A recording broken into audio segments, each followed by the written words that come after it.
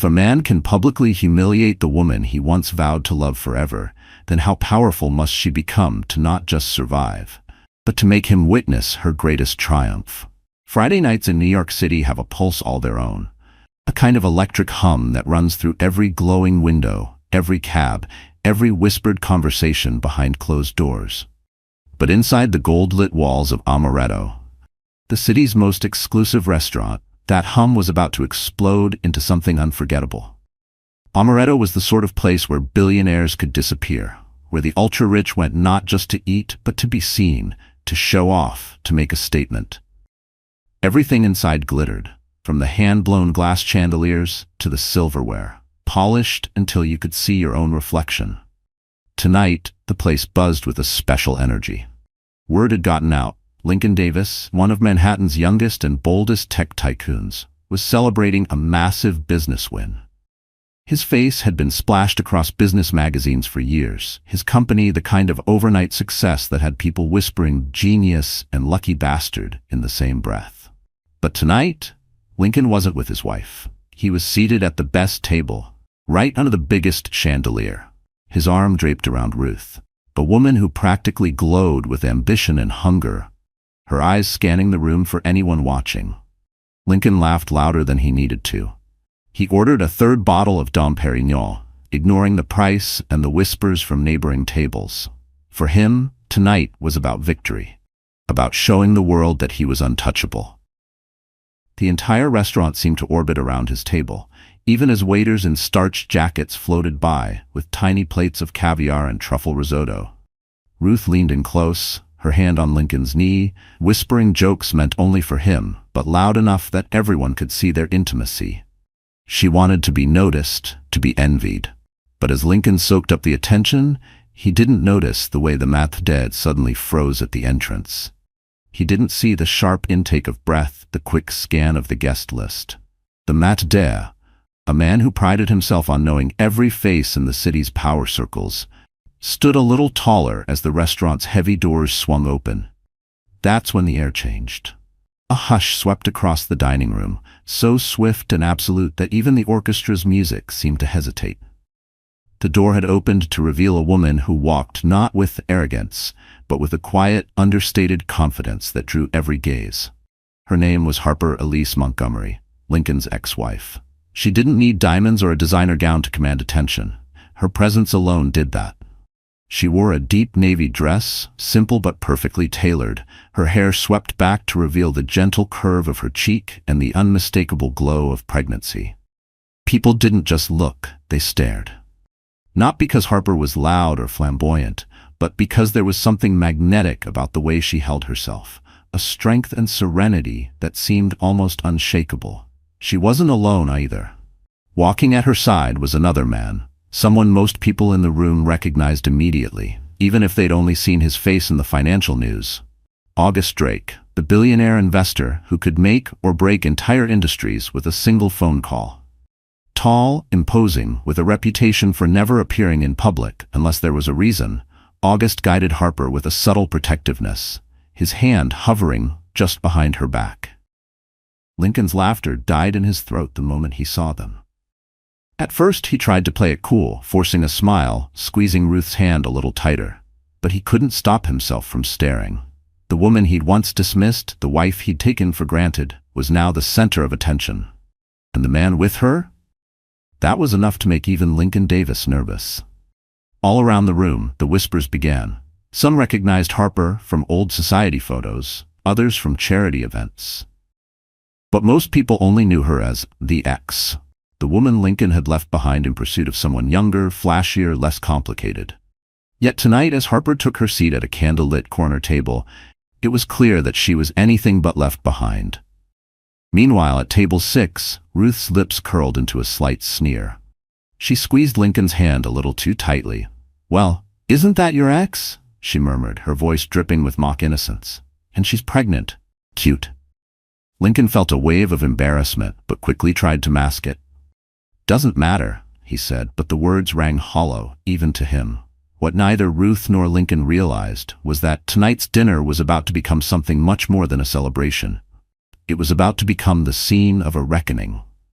Because even as the appetizers arrived, tiny towers of crab and avocado, foie gras and brioche, August Drake was whispering to Harper. His eyes never left hers, his voice low and serious. And then, in a moment that seemed almost surreal, August dropped to one knee. All conversation in the restaurant died. Every head turned. Ruth's mouth fell open in shock. Lincoln's hands went numb. August pulled a small velvet box from his jacket. Inside, a diamond that caught every flicker of candlelight and scattered it across the room. "Harper," he said, his voice resonant and clear enough for every guest to hear. "I know we haven't known each other long in years, but I feel like I've waited my whole life to meet you. Will you marry me? Will you let me love you, protect you, and raise your child as my own?" Silence. Total, breathtaking silence. Harper's eyes filled with tears, not of sadness but of gratitude and astonishment. She nodded and the room erupted. People applauded, some stood, a few even cried. Ruth was frozen, her expression twisted in disbelief. And Lincoln felt the world tilt beneath him. The woman he had once called his own was being given the kind of love, respect, and future he had never even thought to offer. For a long moment, it was as if the city itself paused. In the most exclusive room, on the most exclusive night, the most exclusive offer had just been made. Not to a socialite, not to an heiress, but to a woman who had once been told she wasn't enough. And as the applause swelled and Harper said yes, Lincoln finally understood. Some victories are worth more than money, and some losses will haunt you forever. Before the flashbulbs, before the billionaire proposal, and before her ex-husband's public humiliation, Harper Elise Montgomery was a woman most people overlooked. That's how it had always been, ever since her childhood in the small Rust Belt town of Fairmont, Pennsylvania. Life there was tough, the air thick with the smell of steel and the weight of dreams deferred. Her mother, Angela, worked the late shift at the only diner in town. Her father had disappeared before Harper could even remember his face. It was just her and her mother, scraping by, fighting for every extra dollar, saving for a future that always seemed one step away. From an early age, Harper learned to make herself useful. She helped out at the diner, did her homework behind the counter, and listened to her mother's whispered encouragements after midnight.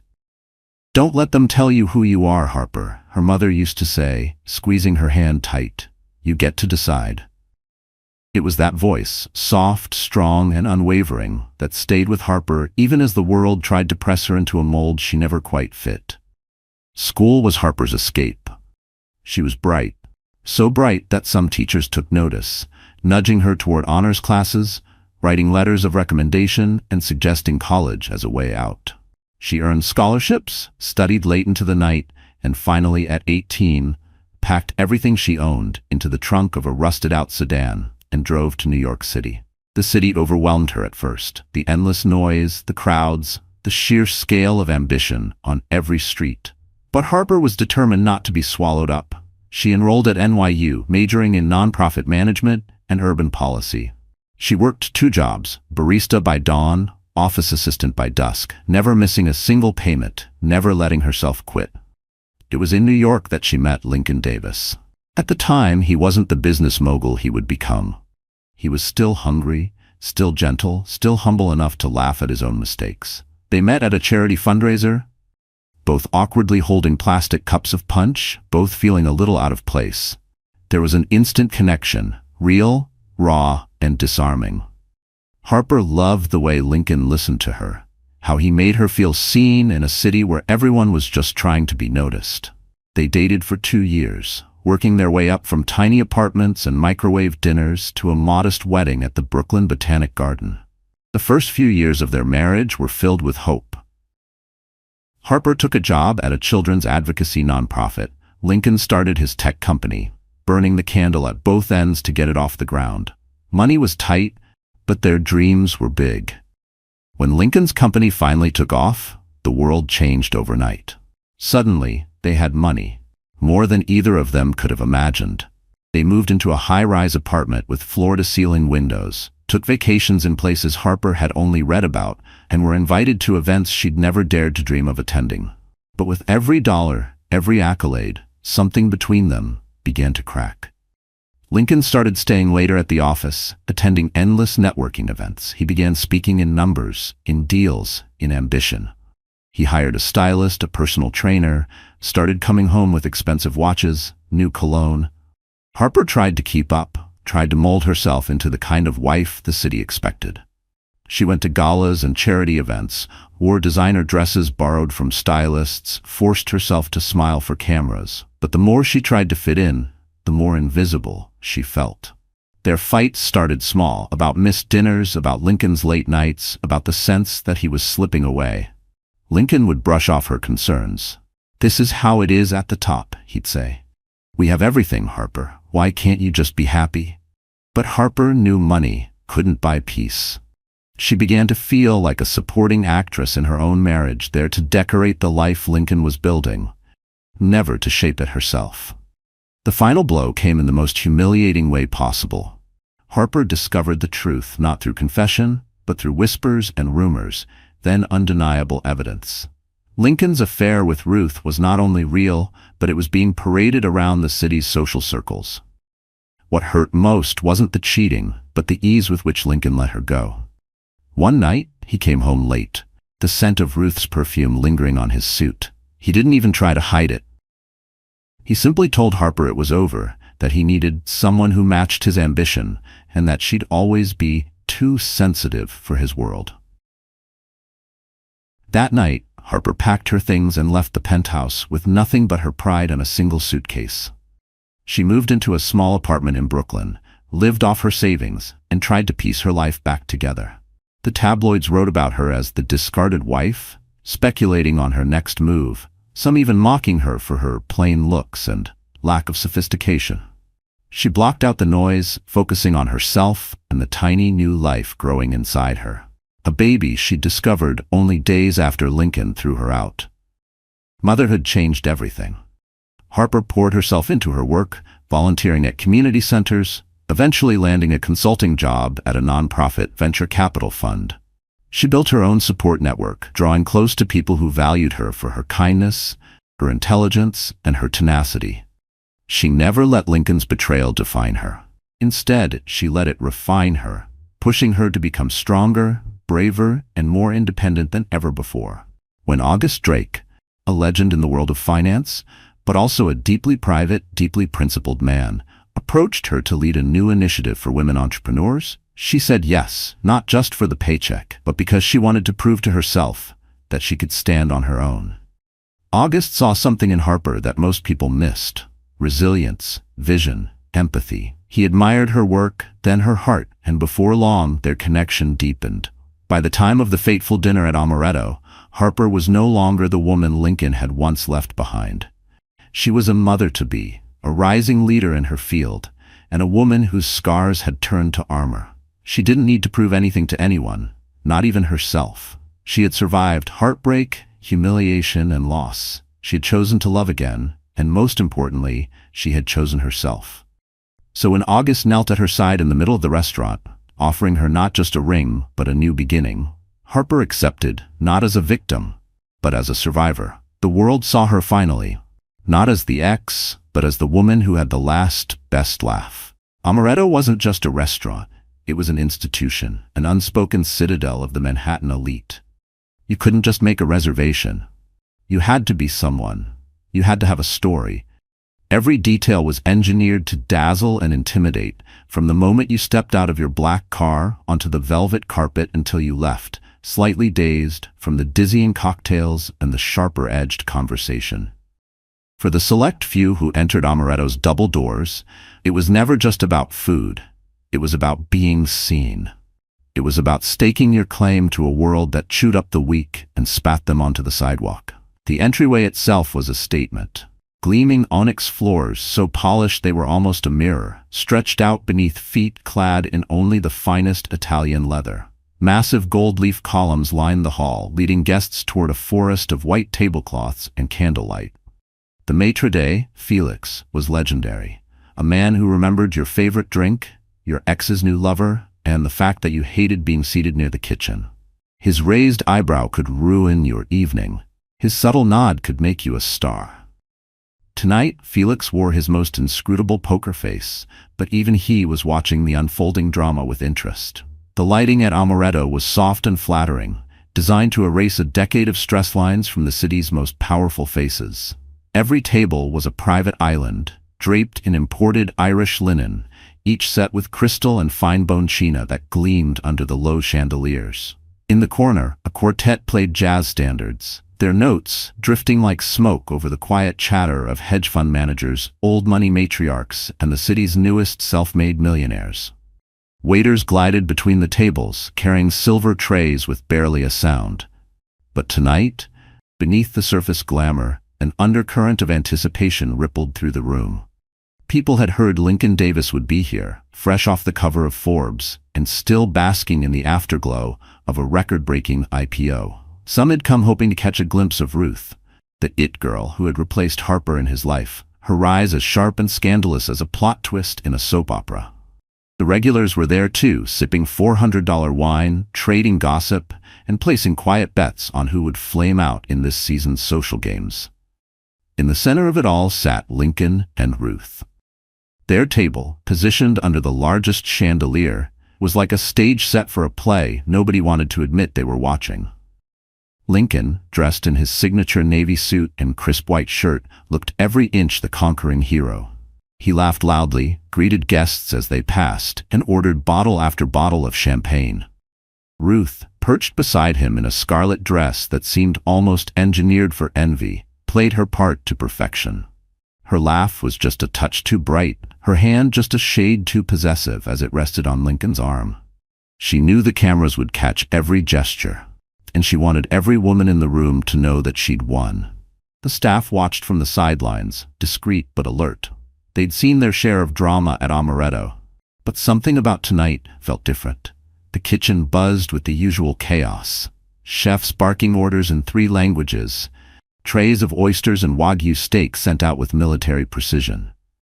In the back, a new server nervously polished glasses, hoping to avoid the wrath of the famously exacting Felix. "Big night," he whispered to a colleague, glancing toward the main dining room. "Feels like something's about to happen." He wasn't wrong. Harper's arrival had shifted the energy instantly. She wasn't loud or ostentatious, she simply belonged, and somehow that was the greatest power move of all. Her table, tucked into a corner but visible to everyone, became a gravitational center. Guests who claimed not to care about old drama found their eyes wandering in her direction. Who was the tall, distinguished man with her? Some recognized August Drake, others only felt the weight of his presence. But everyone, absolutely everyone, sensed that this was no ordinary dinner. From her table, Harper could feel the stares. It was a strange reversal. For so long, she had been the invisible woman, the one who faded into the wallpaper while Lincoln played king. Now she sat tall, every movement deliberate, her hand resting gently on her belly. She felt the warmth of August's attention, the comfort of his presence. She also felt a kind of power she'd never known, the power of being utterly unashamed of who she was and who she'd become. August watched her with a steady gaze. He didn't touch her in the flashy, possessive way Ruth clung to Lincoln. Instead, he leaned in to ask what she wanted for dinner, listened closely to her answer, and smiled like she was the only person in the room. He was a man used to commanding boardrooms, shaping fortunes, turning down presidents. Yet here, in the soft candlelight, all of his focus was on Harper. Her comfort, her happiness, her story. At Lincoln's table, the mood had shifted. The laughter grew forced, the conversation shallower. Lincoln tried to ignore Harper, but the truth gnawed at him. How could she look so at ease? Why wasn't she devastated, furious, trying to claw back what she'd lost? For a moment, he watched the way August leaned toward her, the way Harper smiled softly in response. Lincoln felt something sour twist in his chest.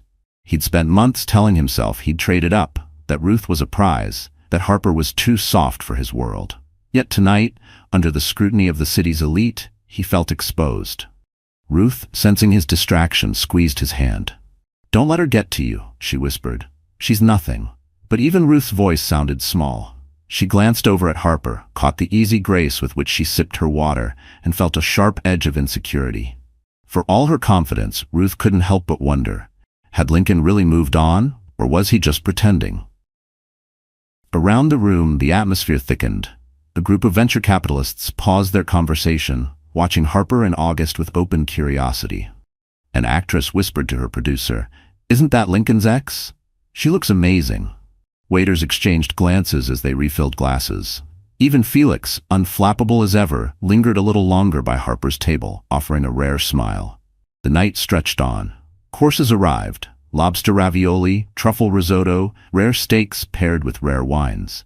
Toasts were made, photos snapped, more than a few secrets traded beneath the hum of the quartet.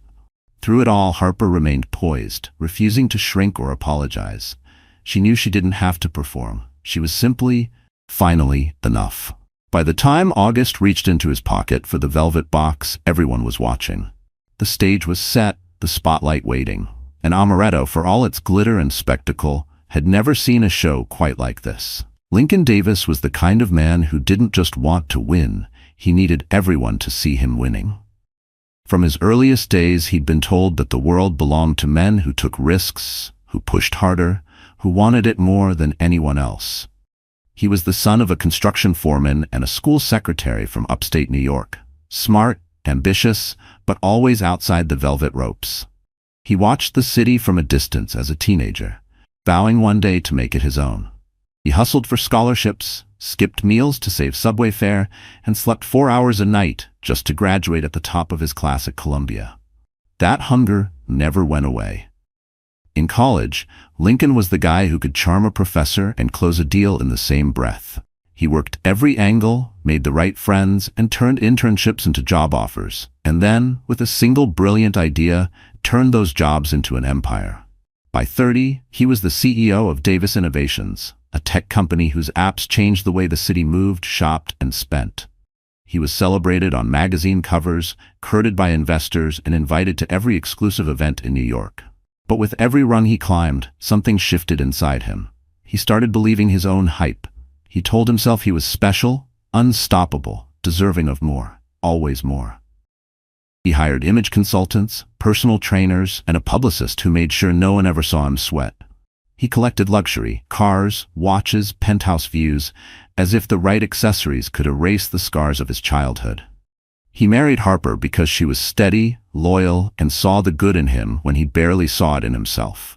But as the money came in, Lincoln wanted more than loyalty. He wanted adoration. Lincoln's world was ruled by image. He cultivated his public persona like a prized garden, always manicured, never a leaf out of place. But private Lincoln was different. In the boardroom, he was feared for his quick mind and quicker temper. He demanded absolute loyalty, rewarded ruthlessly, and fired people for a single misstep. At home, his intensity curdled into impatience. He wanted things his way. Dinners ready, smiles unwavering, no questions asked. He'd learned that power was fragile, and he guarded it with suspicion. He checked Harper's phone. He tracked his employees' social media. He hated being surprised. As his company exploded in value, so did his ego. Lincoln's friends, what few he kept, noticed the change. He stopped returning calls. He missed birthdays and anniversaries. He began speaking in press release language, describing even private moments as on brand. He justified it all as necessary. "You think Elon Musk ever takes a day off?" he'd say when Harper asked for a weekend away. "If you want the life, you live with the sacrifices." He convinced himself Harper was holding him back. She still shopped at local boutiques instead of designer showrooms, still called her mom every Sunday, still volunteered at soup kitchens. Lincoln saw her humility as weakness, a liability for a man with ambitions like his. He wanted a partner who'd dazzle in front of cameras, who could trade quips with CEOs and models. So when Ruth appeared, a woman who glowed in the spotlight and loved to be seen, Lincoln was seduced by her confidence. Ruth made him feel younger, sharper, more alive. The affair began as a thrill, a secret victory. Ruth was 28, brilliant, unapologetic, the marketing director at a rival firm. She'd grown up in LA, survived on her own since 16, and treated every room like it was already hers. She saw Lincoln not just as a lover, but as a career move, a man to conquer. They met in luxury hotel bars, on business trips to Paris and Tokyo, in penthouse suites with city views. At first, Lincoln kept Harper and Ruth on separate tracks. But the more he had Ruth, the more he resented Harper. It wasn't enough to win. he needed Harper to know she'd lost. When Lincoln finally ended things with Harper, he was cold, even cruel. He told himself he was being honest, that he was doing her a favor. He never expected her to fight back, to challenge him. He assumed she'd retreat, that she'd fade into the background like so many others he'd stepped over.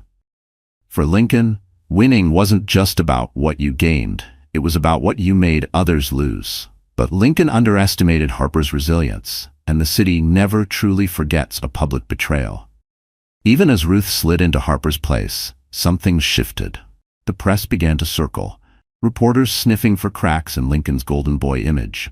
Old friends distanced themselves. Investors started asking tougher questions. Harper's absence wasn't just personal, it became a problem for Lincoln's brand. The devoted husband persona was gone, replaced by whispers of scandal. At first, Lincoln ignored it. He doubled down on business, threw bigger parties, bought louder toys, but the harder he tried to outrun the fallout, the more it followed him. Ruth was demanding. Her ambitions didn't stop with being his girlfriend. She wanted more, always more. A ring, a stake in his company, a seat at the table. And when Lincoln hesitated, she reminded him of how quickly fortunes can change in this city. "Don't forget who really made you, baby," she'd whisper, a knife wrapped in velvet. The night at Amaretto was supposed to be a victory lap, a way for Lincoln to show the world he was still on top, still the man everyone wanted to be. But as soon as Harper walked in with August Drake, Lincoln felt his world tilt. He couldn't look away, couldn't enjoy Ruth's laughter or the congratulations from other guests.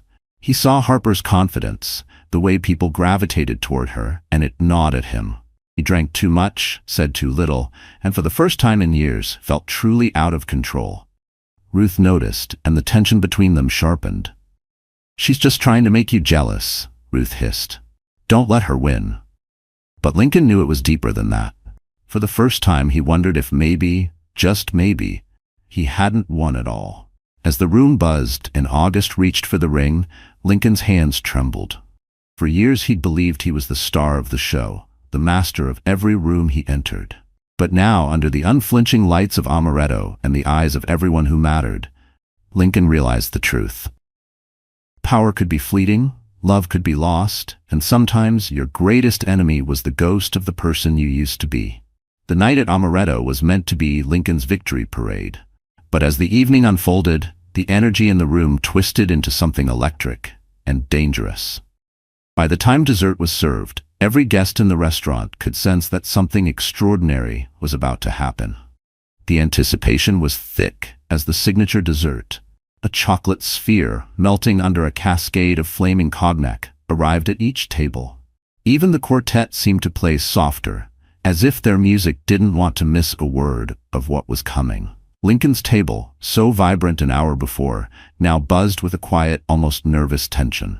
Ruth picked at her dessert, eyes darting toward Harper's table, while Lincoln sat stiff, swirling the remnants of his brandy, but barely tasting it. His laughter had dried up, replaced by tight smiles and distracted nods. The people around them, other tech founders, socialites, editors, and even a minor celebrity or two, could sense the shift.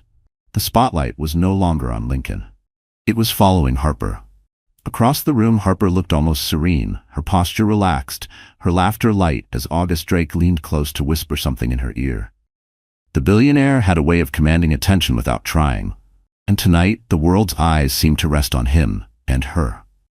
For so long, Harper had felt invisible at events like this, just another accessory on Lincoln's arm. Tonight she was her own sun, radiating a quiet, irresistible strength. The first hint of public spectacle came not from Lincoln, but from Ruth. Maybe it was the champagne, maybe it was months of living in Harper's shadow, maybe it was the realization that even with Lincoln on her arm, she hadn't won. Whatever the reason, Ruth decided to strike. She stood abruptly, her red dress catching the candlelight, and glided toward Harper's table with a forced, dazzling smile that didn't reach her eyes. "Harper! What a surprise!" Ruth's voice rang a bit too loudly, ensuring everyone nearby could hear. "I have to say you look radiant. Pregnancy suits you, I suppose." The room stilled. Some diners pretended not to listen, but their forks hovered midair. Harper, never one to rise to a bait, smiled back calmly. "Thank you, Ruth. I hope you're enjoying your evening." "Oh, I am," Ruth replied, her eyes flickering to August. Looks like you found yourself a nice upgrade. August didn't flinch. In fact, he smiled. One of those slow, intimidating billionaire smiles. It's funny you say that, Ruth. I was just telling Harper she's the real reason I came out tonight. I don't normally attend these things, but for her, I'd clear my entire calendar. Ruth, stung, tried to laugh it off, but her voice was brittle. Isn't it odd, though, Lincoln? She called over her shoulder, waving to him. All those years you spent trying to build her up, and now look at her, glowing because of someone else's money. That was all Lincoln could take. He stood, napkin tumbling to the floor, face flushed with anger and embarrassment. That's enough, Ruth, he said, but his voice didn't have its usual authority. Instead of supporting him, the crowd seemed almost amused. A few phones even rose discreetly, recording what was quickly turning into a scene. The staff exchanged wary looks. Scandal was bad for business, but tonight, even Felix, the maitre d', wasn't sure who was in charge. Harper looked at Lincoln, really looked at him, as if seeing him for the first time in years. She didn't see the man she'd once loved, or even the one who'd betrayed her. She saw a man terrified of losing everything, desperate for approval, grasping at control. She could almost pity him. August, seeing the moment, gently stood beside Harper. Is there a problem, Lincoln? He asked, calm but commanding. Because from where I'm standing, it seems like you should be congratulating Harper. She's about to have a baby, and tonight, she's about to have a whole new future. Suddenly, the room went quieter. People realized this wasn't just gossip. Something monumental was about to happen. Then, as if on cue, August reached into his jacket and took out a small velvet box. Harper, he said, lowering himself to one knee right in the middle of Amaretto.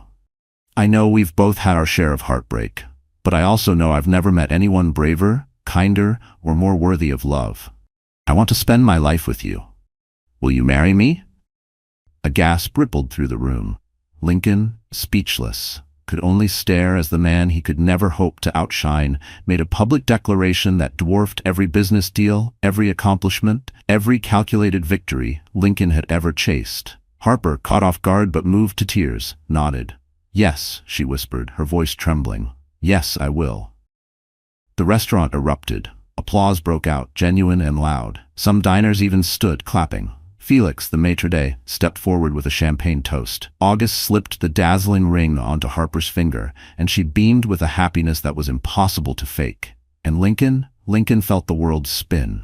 The phones were out now, flashes lighting up the table as social media influencers, business reporters, and even the kitchen staff caught the moment.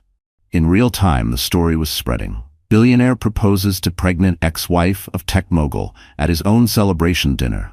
Ruth, mortified, melted into the background, her ambitions for the night forgotten. The power had shifted. In less than 5 minutes, everything Lincoln thought he controlled, his reputation, his narrative, his future, was gone, handed to the woman he'd once called too soft.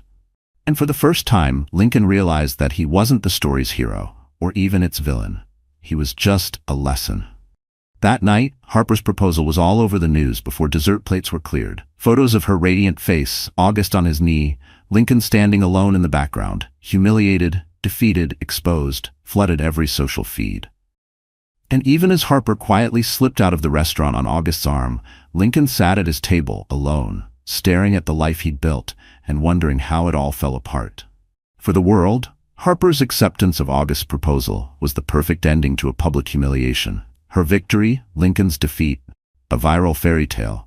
But the truth, as always, was far messier.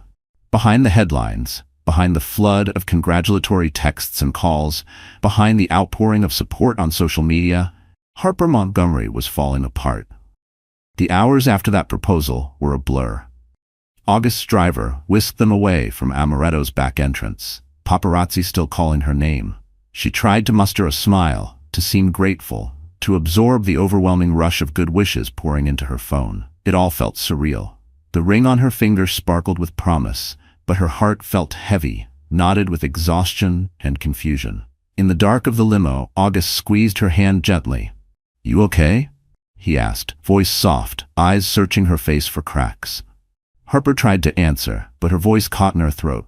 Her mind spun with images, the flash of cameras, the shock on Lincoln's face, Ruth's shrill laughter, the hush before August knelt down, the applause, the storm of attention that followed. For the first time in months, she wanted nothing more than to disappear. August, sensing her unraveling, let the silence stretch. "We don't have to do anything you don't want," he murmured, his tone laced with understanding. "We can go home. We can go anywhere." Home. The word ached. Harper's home used to be the penthouse she'd shared with Lincoln, now just another memory carved out by betrayal. Her Brooklyn apartment, filled with thrift store furniture and the scent of lavender, felt safer, but small and lonely. The world had celebrated her triumph, but Harper only felt empty. They arrived at her apartment building, and August insisted on escorting her upstairs. The street outside was quiet, but she knew the city was buzzing with her name. She closed the door behind them, kicked off her shoes, and collapsed onto the couch, finally letting the tears fall. It wasn't just the events of the night, the spectacle, the ring, the proposal. It was months, years, of holding it together, of trying to be enough, of pushing through heartbreak after heartbreak. Now, when the world thought she was winning, she just felt so tired. August sat beside her, not saying a word. He knew that sometimes presence mattered more than advice. Harper clung to a pillow, knees pulled tight to her chest. "Everyone thinks I'm this hero now," she said finally, voice shaky. "They don't know I almost fainted at the table. They don't know how scared I was." "You're allowed to be scared," August said softly. Harper shook her head. "I spent so long trying not to cry, trying to be strong for everyone, for Lincoln, for the press, for the baby. And now all I want to do is scream." August nodded, gently reaching out to tuck a strand of hair behind her ear. "You don't have to be strong all the time. Not with me." She let out a shuddering breath. "What if I'm making a mistake? What if I'm just running away from my pain and straight into something new, just because it's easier than being alone?" August's eyes softened, full of empathy, not wounded pride. "You're not running, Harper. You're surviving. You're making choices. That's real strength, even if it feels like falling apart." But that night, after August left and the city fell quiet, Harper's doubts multiplied. Alone in her bedroom, she stared at the ring, feeling the full weight of everything she'd lost and gained. She thought of her baby growing inside her, and the future she now had to build. One that didn't fit any of the neat narratives playing out in the headlines. Sleep wouldn't come. Her mind replayed the dinner at Amaretto in excruciating detail. Ruth's taunts, Lincoln's broken expression, the way the entire restaurant seemed to watch her every move. Had she really wanted this attention? Did she want the life August was offering? Or was she just desperate for something to fill the void Lincoln had left? These questions clawed at her, keeping her awake as the city buzzed outside. The next morning, she woke with swollen eyes and a pounding headache. The world hadn't paused for her pain. Reporters camped outside her building. Social media trended with her name, "Harper wins, from housewife to billionaire bride." But nobody saw the mess behind the headlines. Her phone overflowed with messages. Old friends, distant family, journalists, even strangers sharing their own stories of heartbreak and rebirth. She read a few, then tossed the phone aside. The baby kicked, as if reminding her of what mattered. Harper pressed a hand to her belly and let herself cry again, softer, quieter this time. The tears were different now, less about Lincoln, more about the fear of failing herself and her child. What if she wasn't strong enough for all of this? What if she let August down? What if she let her baby down? The anxieties spiraled. She skipped breakfast, unable to keep food down, pacing her small living room until her feet ached. A call from her mother's number went unanswered. When August texted to check in, she waited hours before replying with a simple, "I'm okay." She wasn't. She was lost. By the afternoon, Harper reached her breaking point. She stood in front of her bathroom mirror, barely recognizing her own reflection. Gone was the woman in the perfect dress, beaming at the restaurant. In her place was someone raw and real. Eyes red, hair tangled, shoulders slumped under invisible weights. She splashed cold water on her face, gripping the edges of the sink.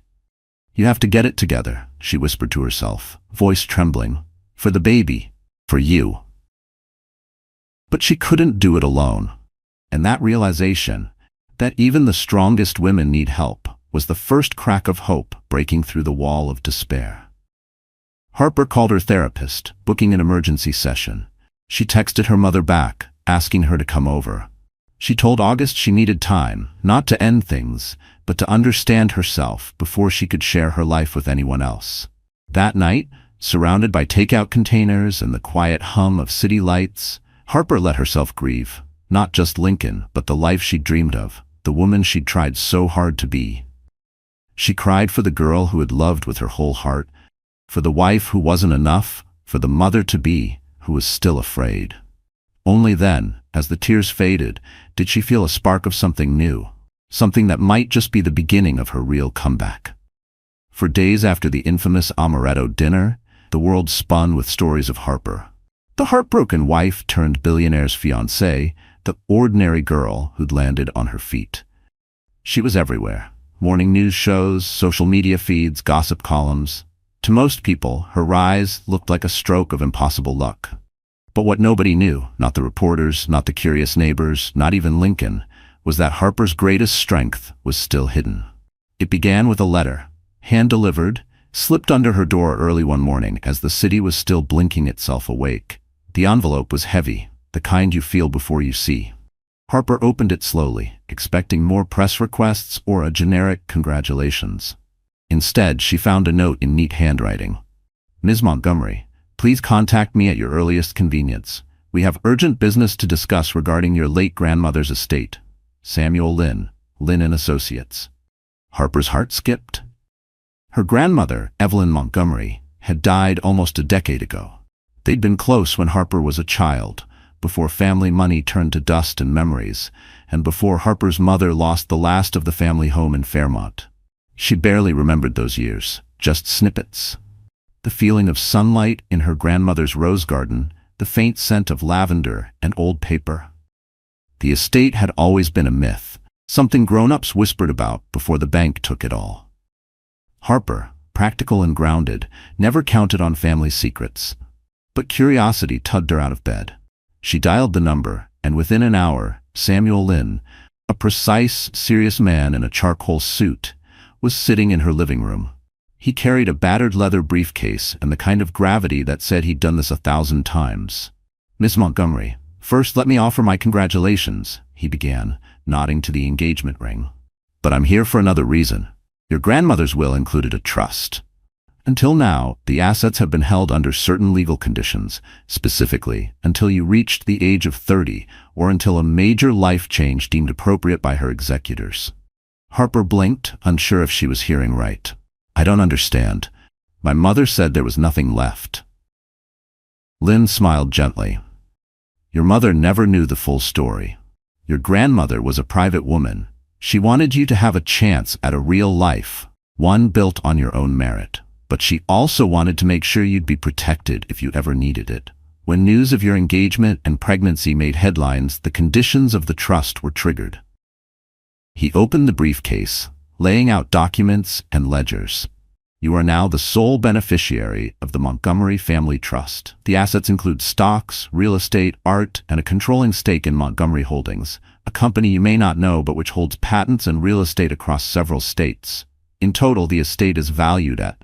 He slid a page forward, the number circled in blue ink. Harper's breath caught. $87 million. She sat back, stunned, words dissolving on her tongue. This can't be right. It is, Lynn confirmed, and it's yours as soon as you sign these papers. Harper laughed, a shaky, unbelieving sound. All these years I've been scraping by, hustling, working 2 jobs, and... Your grandmother wanted you to become your own woman. She also wanted you to know, when the time was right, that you were never powerless. In that moment, something inside Harper shifted. The world had always seen her as the underdog, the woman who got lucky because a billionaire fell in love with her. But the truth was, Harper had always had power. She just never relied on it. She realized, maybe for the first time, that she wasn't surviving on luck. She had a legacy, a foundation, and a future she could control. Lynn left the documents with her, urging her to take her time. As soon as he was gone, Harper collapsed onto her couch in tears. This time, tears of relief and gratitude, of wonder and release. All the nights she'd lain awake, worrying about rent, about groceries, about how she'd take care of her baby, they all melted away. But the twist didn't end there. As word trickled out to her inner circle, her mother, her best friend Marissa, even her therapist, Harper began to see how this new chapter wasn't just about money. It was about reclaiming her narrative. She didn't have to settle for anyone's definition of her life. Not Lincoln's, not the city's, not the press's. And suddenly, the news was out. Not because Harper bragged, but because the business world started connecting the dots. Montgomery Holdings appoints new CEO, Harper Montgomery. Heir to forgotten fortune breaks silence. Old colleagues reached out, shocked. So did reporters, this time asking about her vision, her plans. No one could dismiss her as just a billionaire's fiancée or a tabloid headline anymore. August, too, was floored when he heard the news. When he came to visit her that night, she met him at the door, not with tears, but with a smile. "I have to show you something," she said, placing the trust documents on the kitchen table. "Turns out, my family had a few surprises left." August read through the papers, his eyes widening. "Harper, this changes everything." She shook her head. "Not everything. I'm still me. But now, I'm not starting from scratch, and I'm not depending on anyone's charity or protection, not even yours." He reached for her hand, pride shining in his gaze. "That's exactly why I fell in love with you." For the first time in a long while, Harper felt the heavy chains of insecurity start to fall away. She was more than a survivor. She was a builder, a leader, an inheritor of a powerful legacy. The world thought they'd seen her transformation when she said yes to August at Amaretto. But that was just the beginning. This was her twist. This was her power. By the next morning, Harper had a new agenda, her own. She was done living in reaction to other people's choices. She was ready to fight for her future on her terms, with a strength no one would ever doubt again. The twist had been set in motion, but what Harper did next shocked even those who thought they knew her best. The revelation of her inheritance, the trust, the company, it all could have been just another story of a woman lucky enough to be born into old money. But Harper wasn't interested in living anyone else's narrative. She'd spent enough of her life shrinking herself, apologizing for her ambition, letting others shape her future. Now, for the first time, she was ready to own every part of her life, her motherhood, her heartbreak, and her future. It started with a makeover, but not the superficial kind. Yes, there was the stylist, a woman named Dominique, who Harper found through her nonprofit work. Dominique had dressed senators and CEOs, but she listened to Harper with a humility that made her different. "We're not making you someone else," Dominique said, measuring Harper's shoulders for a new blazer. "We're showing the world the Harper you've always been, the Harper you've hidden." Together, they curated a new wardrobe. Tailored dresses, elegant but understated jewelry, power shoes that could survive a Manhattan boardroom or a Brooklyn playground. But the real transformation began inside. Harper booked sessions with her therapist, not to erase the scars of the past, but to honor them. She asked herself hard questions about love, self-worth, and what she wanted for her child. She allowed herself to rest for the first time in years, sleeping in on rainy mornings, eating breakfast without checking her phone, breathing deeply with her hands on her belly as her baby rolled and kicked in comfort. Harper's friends and family rallied around her. Marissa, her oldest friend, came over to celebrate with bagels and flowers, laughing and crying over the wild turns of fate. Harper's mother, Angela, showed up with childhood photo albums and a box of old love letters from Harper's grandmother. "You're not just carrying your baby, honey," Angela told her, squeezing her hand. "You're carrying every strong woman who came before you. Don't ever forget that." The media attention shifted too. At first, the press hounded her for soundbites about August and Lincoln. But when news of her role at Montgomery Holdings broke, the headlines changed. Suddenly, Harper was the mystery heiress, the next boardroom powerhouse, the single mother redefining what it means to have it all. She gave exactly 2 interviews, one for a women's business magazine, one for a nonprofit podcast, speaking not about scandal, but about her mission to invest in other women-led startups, to use her influence for something greater than revenge. Public perception swung sharply in her favor. Even her former critics admitted her poise and candor were refreshing. At events, she walked with her head high, not as someone's ex, not as someone's fiancée, but as her own woman. She began accepting invitations to galas and business conferences, not to be seen, but to build her network, her legacy. In one memorable appearance, she took the stage at a leadership summit, addressing an audience of young women who hung on her every word. "My story isn't a fairy tale," Harper told them. "I'm not a princess who was rescued.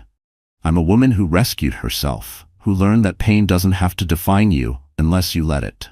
Power isn't about money or revenge. It's about standing up, even when it feels impossible, and deciding what kind of life you want to live." Meanwhile, Lincoln watched her transformation from afar, and it ate at him.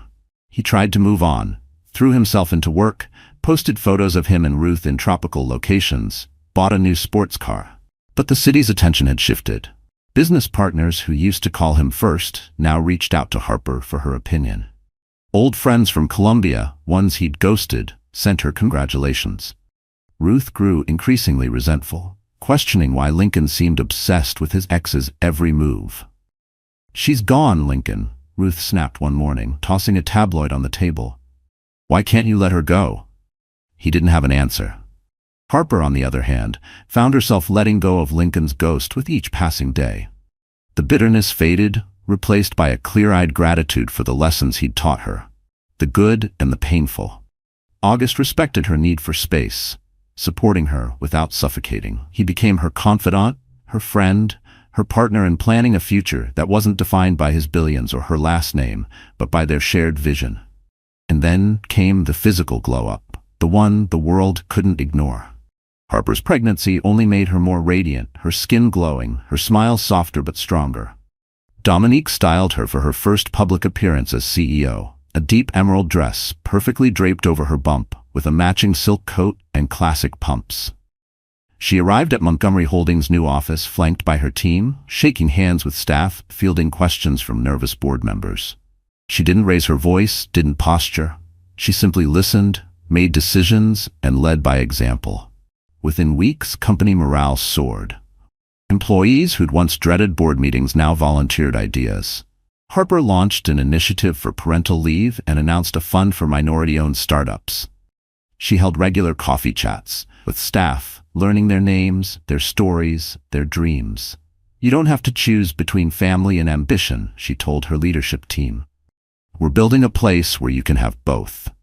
Her social media quietly shifted from posed, polished images to real moments. Her laughing with her team, holding hands with her mother, attending prenatal yoga, reading children's books aloud to her belly. Fans, especially women, flooded her inbox with messages of hope, gratitude, and shared struggle. One afternoon, as she walked through the city in the golden haze of autumn, Harper caught her reflection in a shop window. She barely recognized herself, not because she'd changed beyond measure, but because she finally saw the person she'd been fighting to become. She was proud, unashamed, and deeply alive. The city that once whispered about her heartbreak now watched in awe as she became a symbol of resilience. Journalists no longer asked about Lincoln or August. They wanted her thoughts on economic opportunity, on motherhood and leadership, on what it meant to be brave in the face of loss. As the weeks sped toward the annual gala, this time with Harper as a keynote speaker and August as her honored guest, the stage was set for her final, public victory. She was ready, not for revenge, but for revelation. The glow-up was complete, but Harper knew the best was still to come. The night of the Bright Futures Gala arrived with all the electricity and spectacle the city could muster. It was the social event of the year, a gathering of New York's elite, business titans, celebrities, philanthropists, and the press. A place where legacies were cemented and scandals were whispered into crystal glasses. For weeks, the buzz had centered around one question: would Harper Montgomery appear, and if so, how? The venue was the grand ballroom of the Metropolitan Plaza, lit like a dream. 1,000 lilies perfumed the air. Photographers swarmed outside, hungry for shots of the city's power players. Lincoln Davis arrived with Ruth on his arm, both dressed to impress and determined to steal the spotlight back. Ruth wore a shimmering gold dress, her hair swept up in perfect waves, but there was a nervous tension in her smile. Lincoln, for all his bravado, felt it too. He told himself that tonight would be his chance to reclaim his narrative, to show everyone, including Harper, that he was still the king of the city. Inside, the event unfolded in a whirl of introductions, speeches, and champagne. Lincoln and Ruth worked the room, posing for photos and fielding hollow congratulations. But a strange hush fell as Harper's name was whispered down the marble staircase. Every head turned. Every conversation paused. Harper entered the ballroom on August Drake's arm. The crowd parted instinctively. Tonight she wore midnight blue, the color of possibility and power. Her posture was regal, her baby bump visible but embraced, not hidden. Her team flanked her, board members, friends, her mother and Marissa, each a testament to the support and success she'd built around herself. As they approached the dais, Lincoln's confidence faltered. He tried to hold Ruth close, but her eyes tracked Harper, both anxious and awestruck. People he once called friends drifted from his orbit, eager to shake Harper's hand, to congratulate her on the new CEO role, her philanthropy, her engagement. Lincoln felt the room shift, the power he once wielded now in someone else's hands. Then came the true moment of reckoning, the awards ceremony. As the MC announced Harper as the gala's guest of honor and keynote speaker, a gasp rippled through the crowd. Lincoln stared, disbelieving. This was his territory, his event, yet here was Harper standing at the very center, welcomed like royalty. Harper took the stage with a calm that radiated outwards. She didn't gloat or seek revenge in the conventional sense. Instead, her voice carried dignity and humility. "Thank you," she began, "not just for this honor, but for the chance to share my story, the truth, not the headlines. I stand before you as a woman who has lost, who has loved, and who has rebuilt. Tonight isn't about my pain or even my comeback. It's about what we can all do with our second chances." She spoke of her nonprofit work, of using the Montgomery legacy to invest in underprivileged youth, especially girls who'd been told, "You're not enough." She announced a new multi-million-dollar fund for women entrepreneurs, pledging half her own fortune to seed it. The crowd erupted in applause. Even reporters wiped their eyes. For once, the city's elite looked past money and scandal and saw real courage. As Harper left the podium, August met her with a proud smile.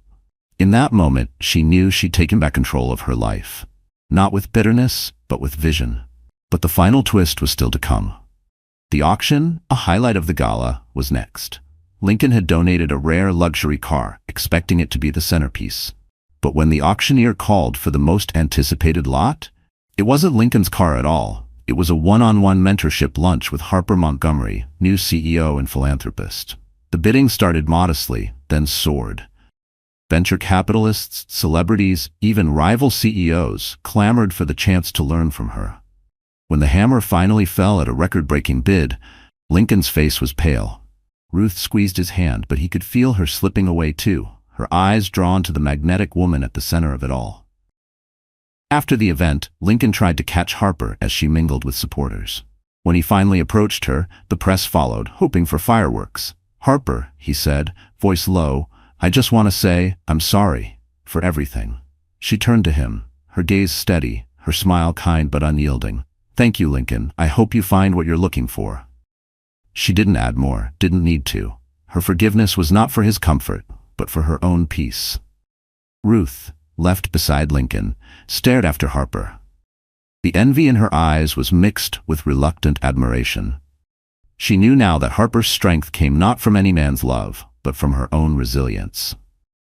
Ruth would remember that long after the gold of her dress faded.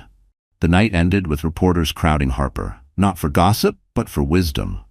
As she and August left the ballroom, her friends, her mother, and her new colleagues beside her, Harper felt the city's eyes on her, not as a victim or even as a survivor, but as a woman who had rewritten her own destiny. Lincoln, once the master of the room, stood in the shadow of the exit, learning the hardest lesson of all.